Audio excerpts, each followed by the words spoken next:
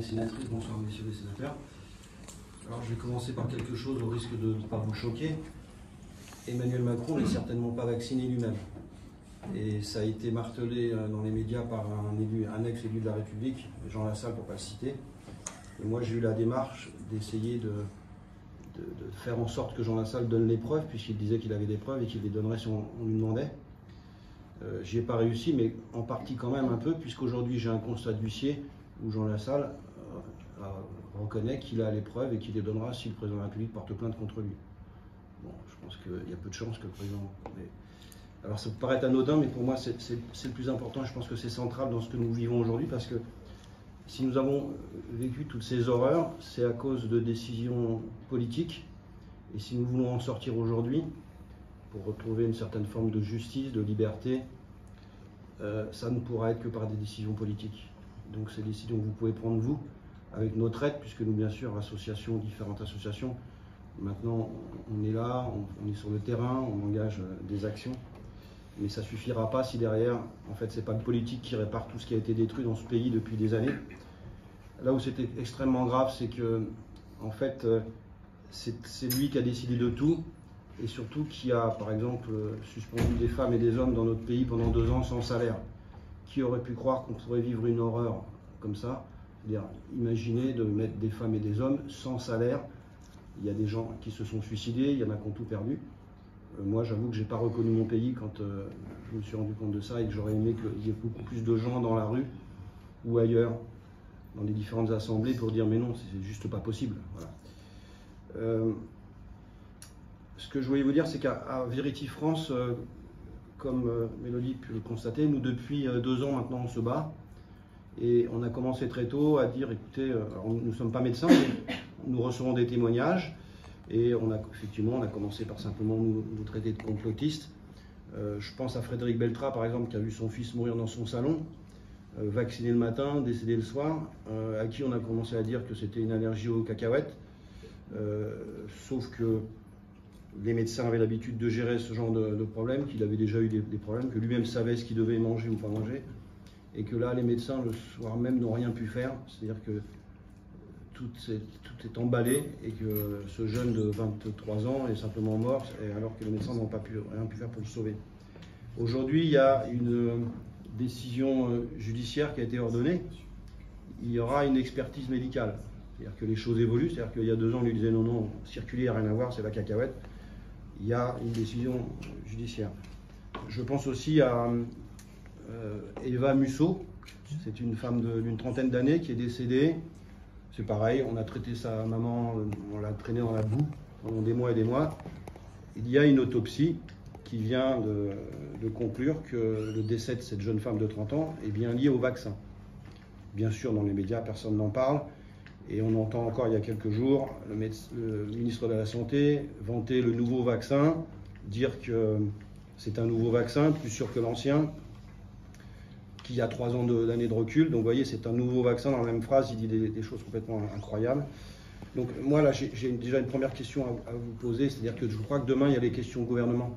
Donc je ne sais pas si c'est possible, mais j'aimerais entendre mes élus, les élus de la République, poser la question suivante à ce ministre de la Santé en lui disant mais comment vous pouvez affirmer devant les Français qu'il y a un vaccin et qu'il n'y a pas d'effet secondaire. Ça vous montre le niveau d'amateurisme de ces gens qui ont décidé de notre santé depuis des années, parce que n'importe quel médecin, aucun médecin se risquerait à vous dire, en vous vaccinant ou en vous donnant ne serait-ce que par exemple du Doliprane, qu'il n'y a pas d'effet secondaire. Donc je trouve que c'est extrêmement grave qu'un ministre de la Santé puisse dire ça. Moi, je voulais maintenant vous faire part d'une petite expérience que j'ai eue aujourd'hui, puisque mon épouse a développé la maladie de Creutzfeldt-Jakob suite à la vaccination. C'est pas moi qui l'ai dit, c'est les médecins qui l'ont eu en charge. C'est écrit sur le certificat de décès. Et donc un tribunal judiciaire aussi a ordonné une expertise médicale. J'ai eu aujourd'hui le premier rendez-vous face aux experts. Il y avait les experts, et il y avait l'avocat de Pfizer et le médecin de Pfizer. Et des experts assez partagés à dire oui, effectivement, on ne peut pas dire que ce n'est pas possible, mais on ne peut pas non plus dire que c'est possible, pour finir par me dire, la chose terrible, peut-être que vous engagez 30 ans trop tôt une action. Et là, éclat de rire des deux experts. Là, pour le coup, il n'y a pas assez de recul. Mais en fait, le recul, il se fait sur votre santé, sur ma santé, sur nos proches qui sont disparus.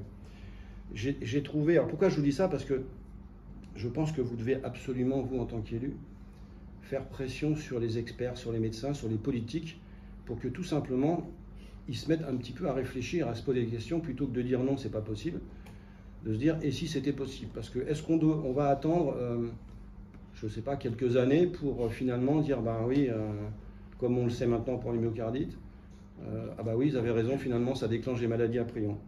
Moi, je ne le pense pas, je pense que le mal est fait, malheureusement. Surtout quand on entend un ministre, enfin un ex-président du conseil scientifique, Delfrécy, nous dire aussi il y a quelques semaines, et ça, j'aimerais aussi que vous, je ne sais pas si vous pouvez le faire, mais vous fassiez pression sur les médias pour que les Français soient informés, dire on s'est trompé. Mais non, non, non, nous, famille de victimes, on ne peut pas accepter qu'on nous dise qu'ils se sont trompés.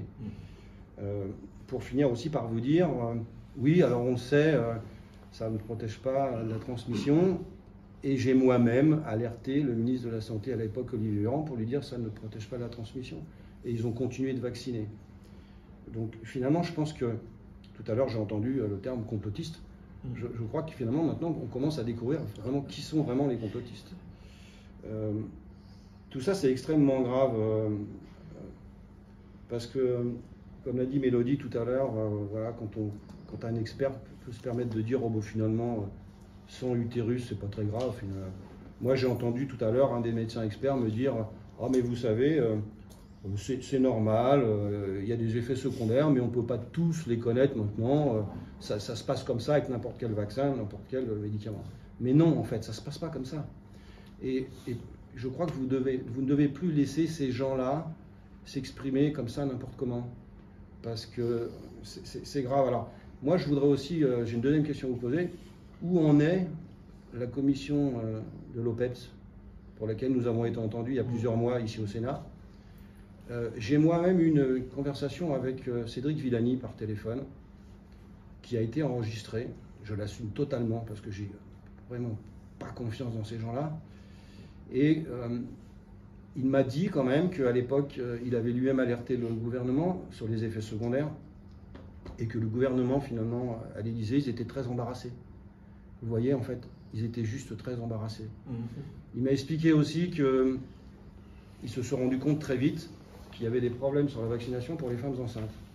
Mais que finalement, la NSM, dans un premier temps, a dit oui, mais c'est mineur, il n'y en a pas beaucoup.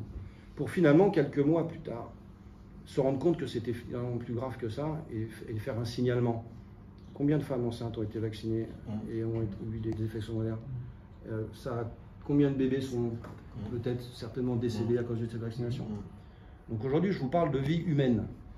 J'aimerais enfin, c'est ce que j'ai dit moi aujourd'hui aux experts et à Pfizer qui était là, parce qu'il faut aussi quand même que je vous dise que l'amateurisme du médecin de Pfizer que j'avais en face de moi et de l'avocat, ça laisse rêveur, parce que quand l'expert, ils ont commencé à m'annoncer plein de chiffres, me parler du fameux bénéfice-risque, qu'ils avaient regardé dans la documentation scientifique, qu'ils n'avaient pas trouvé grand-chose sur un lien possible entre la maladie Creutzfeldt-Jakob et le vaccin. Mais aussi, le médecin avançait certains chiffres, c'est-à-dire qu'il a quand même eu le culot de me dire qu'il n'y a eu pour aucun Creutzfeldt-Jakob l'année dernière, ni aux États-Unis, ni au Canada. On est dans un délire total, c'est impossible. Et en France, ils m'ont dit qu'ils avaient regardé, qu'ils avaient trouvé 6 cas. Alors moi, j'ai à votre disposition, messieurs les sénateurs et mesdames les sénatrices, j'ai 23 cas qui ont fait l'objet d'une étude par le professeur Luc Montagnier, qui a été décrié comme étant quelqu'un de sénile. Je peux vous dire qu'il était tout sauf sénile, parce que lui a réussi à enrayer la maladie de ma femme. Et quand ce soir, j'ai dit à l'expert, est-ce que c'est possible d'enrayer la maladie de Creutzfeldt-Jakob, il a été obligé de me dire non. Donc il était loin d'être sénile, et je pense qu'il avait raison sur beaucoup de choses concernant les maladies à prion. Et en fait, je voudrais que ces 23 cas, vous puissiez les regarder, parce que c'est donc des dossiers que nous avons eus, et le dossier médical de chaque patient. Et chaque patient a développé la maladie de Creutzfeldt-Jakob 15 jours environ après la vaccination. Là, je vous parle d'une maladie où il y a 1,5 cas sur 1 million. Quand j'ai expliqué ça ce soir à l'expert, il faut redonner le niveau du médecin de Pfizer. Mais c'est important que je vous dise ça, parce que je pense que nous ne devons absolument pas avoir confiance dans ces gens-là, parce que En fait, les chiffres ne les intéressent pas, les études ne les intéressent pas, parce que ça va révéler de toute façon qu'ils se sont trompés, effectivement. Mais que ça allait bien au-delà de se tromper, puisque je pense qu'ils ont fait sciemment des choses uniquement par intérêt économique, juste pour gagner de l'argent. Dans ces 23 cas, statistiquement, je vous alerte parce que c'est juste impossible que 23 personnes puissent déclarer un maladie de Creutzfeldt-Jakob, qui est aussi rare, tous pratiquement 15 jours après la vaccination. Et le médecin expert qui était là me dit « Ah oui, mais vous savez, on a vacciné des millions de personnes en France, donc il y a environ 15 cas de Creutzfeldt-Jakob par mois. Bon, bah, c'est certainement un coup de malchance. » Vous voyez un petit peu le niveau d'expertise de ces gens-là. Donc, voilà, qu'est-ce que je pourrais rajouter à tout ça? Moi, je reçois régulièrement des témoignages. À Vérity France, on reçoit énormément de témoignages d'effets secondaires. On ne peut bien sûr pas vous dire, parce que ce ne serait pas responsable de notre part, que tout vient du vaccin. Mais on le voit bien, il y a quand même beaucoup de jeunes qui décèdent de crise cardiaque inexpliquée.